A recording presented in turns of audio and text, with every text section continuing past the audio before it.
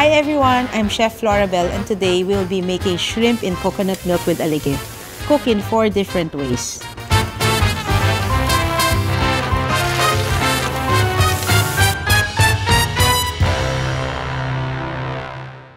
Lalo pa nating papasarapin yung hipon with the help of our coconut milk and cream. Ang ingredient na very versatile na madalas talagang ginagamit whether we're making savory dishes or even sa mga Pinoy desserts. And because we want to use only the best ingredients sa ating recipe today, you can never go wrong with American Garden coconut milk and American Garden coconut cream. But before we get started, we have to be sure na fresh and superior quality ang lulutuin nating seafood dish. Kaya naman gagamitin natin ang high-quality jumbo shrimps from Pacific Bay. This is available in 300 and 500 packs. Peeled and deveined shrimps na mabibili sa mga supermarket. Our recipe is very easy to do at lalo pang magiging madali ang pagluluto with the help of Metro Cookwares. Ready ng ating ingredients and high-quality cookware, and now we can start.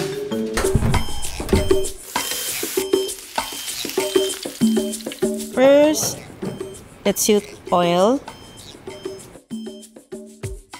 Pwedeng olive oil, pwedeng palm oil. And then, next, we'll put some ginger. Ang ginger kasi pang alis ng mga lansa ng seafood, tsaka pang dagdag ng aroma sa pagkain. After, we add some white onions. I prefer mas maraming sibuyas kasi minsan nagbibigay kasi siya ng tamis sa mga dishes na ginagawa ko. Pampatagdag rin ng flavor is garlic. Pag naamoy na natin na mabango na yung ginigisa natin, ibig sabihin medyo naluluto-luto na sila. And then, ang next natin is the alige.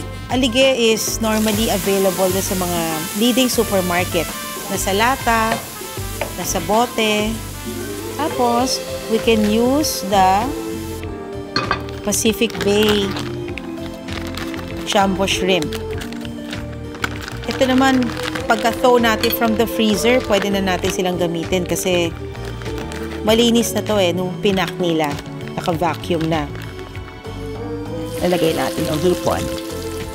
I'm using 500 grams pack, so about 23 pieces ng hipon sa isang supot.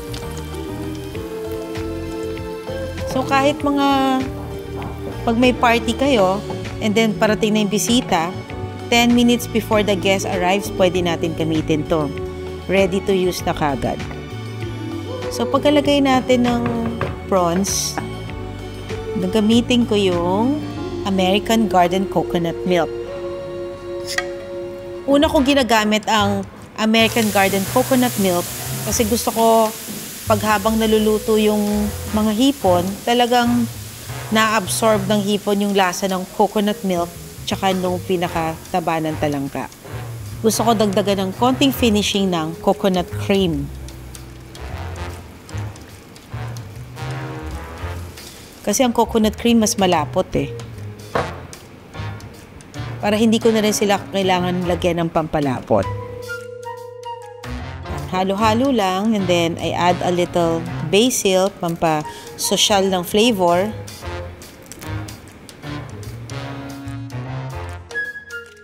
So, after kumulo, okay na siya. So, meron na tayong first dish. So, titikman ko muna siya kung kamusta ang niluto ko bago ko siya i-serve.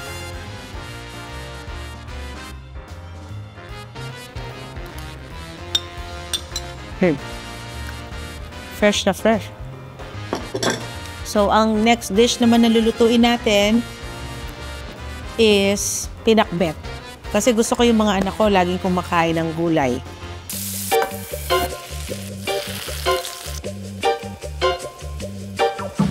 So, after nating maluto yung first dish natin na jumbo shrimps in American Garden coconut cream and milk, gagawa naman ako ng pinakbet.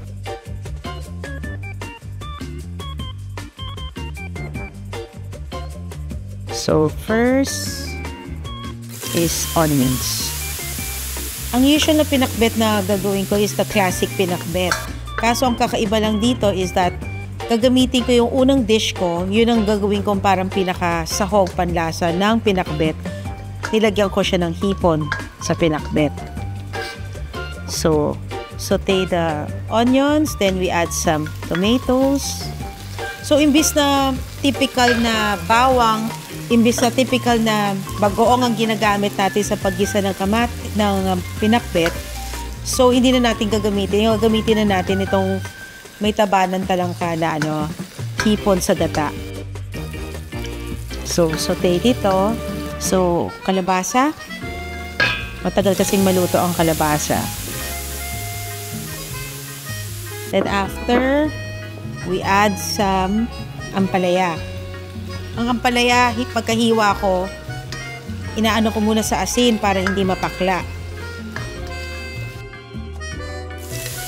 Pwedeng yung malalaking ampalaya, pwede yung mga maliliit na ampalaya. Pero mas gusto ko yung mga malalaki yung ampalaya. After this, dagdag tayo ng sitaw. Gisa-gisa lang. After that, okra. Ang okra, binabad ko na to kanina sa tubig para hindi masyadong maglagkit. Pero usually, naglalagkit pa rin sila. Lastly is talong. So after natin mahalo ang gulay, ng lahat ng gulay, nilalagyan ko sila ng asin. Pero yung usual na pinakbet na ginagamit natin is that ilalagyan niya ng bagoong. Pwedeng bagoong alamang, pwedeng bagoong isda. Pero since gagamitan natin sila nung unang dish na niluto ko, asin na lang nilagay ko. So, bago natin siya haluan nung taba ng talangka in American Garden Coconut Cream, gamitin ko muna yung natira kong American Garden Coconut Milk para mas ma-absorb ng gulay yung lasa ng gata. Hintayin lang natin sila kumulo. Pag kumulo na sila ng maigi, then pwede na tayo kumuha doon sa unang niluto natin na ginataang hipon na may taba ng talangka. Para siyang pinakbet na may ginataan. So, parang ginataang gulay. Okay, after nitong kumulo, pwede natin itong itabi, set aside para makaluto naman tayo ng third dish natin na pasta naman. So, after putting some olive oil, we can add some garlic. Pag medyo nag-brown-brown na yung bawang, then we can use some, cooked pasta. Ako kasi pag nagluluto ako ng pasta, ilalagyan ko lagi automatic ng asin yung pasta para may lasa na kaagad. Kasi normally, pag yung sauce na ginagamit ko sa pasta, may lasa na eh. So, pag nilagay mo sa spaghetti o sa anong noodles, kailangan may lasa. Kaya sinusundan ko lagi ng asin at ng paminta.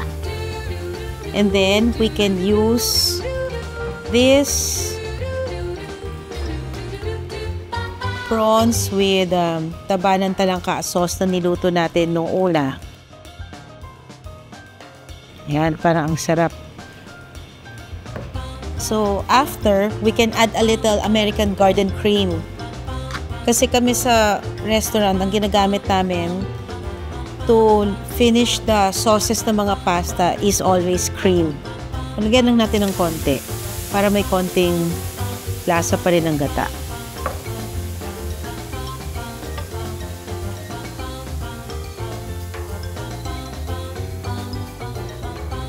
Ang bango, ang sarap. So, after, time to taste na. Tikman natin.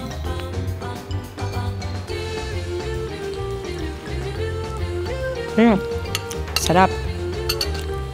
Perfect. So, tapos na tayo sa third dish natin, ng pasta natin. So, we're going to proceed now sa fourth dish natin, which is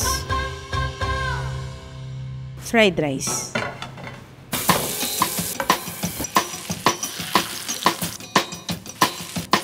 So, mabilis na mabilis lang. Yung pasta natin, ang bilis gawin. So, itong fried rice natin, sobrang bilis gawin. So, again, lagi tayo nagsa-start with a little oil. Pero sa fried rice, I like to use oil and butter. Pero now, pwede tayo mag-oil lang. So, fried rice, alam niyo naman, masarap laging may bawang. And dito sa natira nating dish, na niluto natin ng first dish, yun ang gagawin nating panglasa ng fried rice natin. So, ito yung rice. So, pwedeng white rice, pwedeng brown rice, pwedeng red rice, or pwedeng mix ng brown, red, white rice para medyo healthy.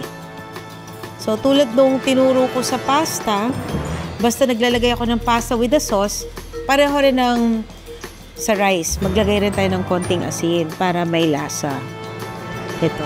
Yung concept kanina na ginawa ko nung pasta at itong rice, ito is basically the same. Kung wala na tayong natirang hipon at natitiran na lang yung sauce natin, okay lang yon. Kasi magagamit pa rin natin siya sa fried rice natin or sa pasta natin. Ayan.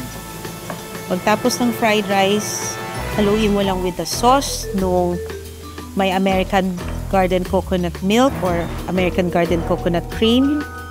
Then, kahit wala masyadong ulam or sahog, masarap pa rin lalabas yung sinangag natin. Lagyan natin ng konting American Garden coconut cream.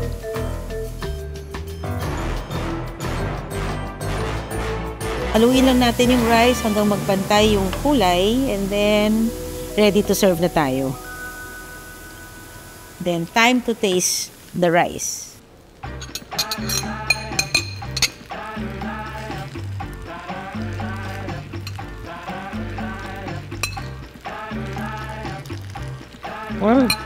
Ang sarap ng sinangag. Ang hili ko pa naman din sa kanin, pero lasang-lasa yung, lalo na nung nagdagdag ako ng konting coconut cream, lasang-lasa yung gata. So kahit yung tira-tira nating sauce na ginawa natin nung una nating putahe, hinalo natin sa fried rice, ang sarap-sarap.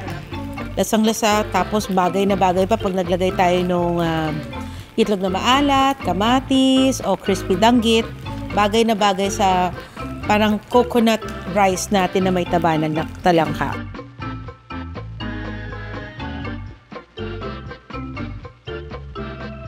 So if you need to prepare quick and easy to make recipes, you can't go wrong with American Garden coconut milk and American Garden coconut cream. Fast, easy, and yummy. This is Chef Florabelle. See you on our next cooking episode. Bye!